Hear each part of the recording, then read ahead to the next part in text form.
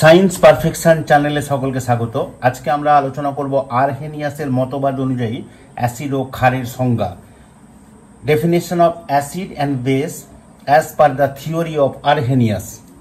Acid যে সমস্ত hydrogen পরমাণু সমন্বিত যৌগ জলীয় দ্রবণে বিয়োজিত হয়ে ক্যাটায়ন রূপে কেবলমাত্র হাইড্রোজেন আয়ন H+ উৎপন্ন করে তাদেরকে অ্যাসিড বলে। HCl বিয়োজিত হয়ে H+ plus Cl minus, HNO3 থেকে H+, NO3-, H2SO4 থেকে 2H+ SO4-2 প্রতিটি ক্ষেত্রেই ক্যাটায়ন রূপে কেবলমাত্র হাইড্রোজেন প্লাস আয়ন উৎপন্ন হয়েছে, তাই এরা প্রত্যেকটি এক একটি অ্যাসিড। প্রকৃতপক্ষে হাইড্রোজেন প্লাস আয়ন একটি জলের অণুর সাথে যুক্ত হয়ে হাইড্রোনিয়াম আয়ন রূপে জলীয় দ্রবণে অবস্থান করে।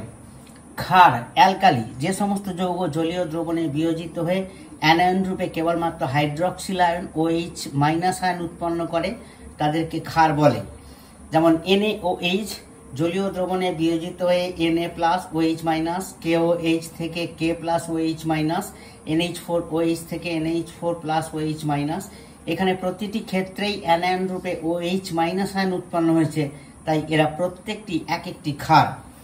আরহেনিয়াসের তত্ত্বের সীমাবদ্ধতা। আরহেনিয়াসের অ্যাসিড ক্ষারকের সংজ্ঞা কেবলমাত্র জলীয় দ্রবণের ক্ষেত্রে প্রযোজ্য, কিন্তু অজলীয় দ্রাবকের ক্ষেত্রে প্রযোজ্য নয়। নাম্বার 2, অজলীয় দ্রাবকে যৌগের অ্যাসিড বা ক্ষারকীয় ধর্ম আরহেনিয়াসের তত্ত্বের সাহায্যে ব্যাখ্যা করা যায় না। আজকে এই পর্যন্তই। আমার ক্লাসটা শোনার জন্য সকলকে ধন্যবাদ। ক্লাসটা ভালো লাগলে একটা লাইক দেবে, বন্ধুদের সাথে শেয়ার করবে এবং চ্যানেলটিকে সাবস্ক্রাইব করবে। ধন্যবাদ।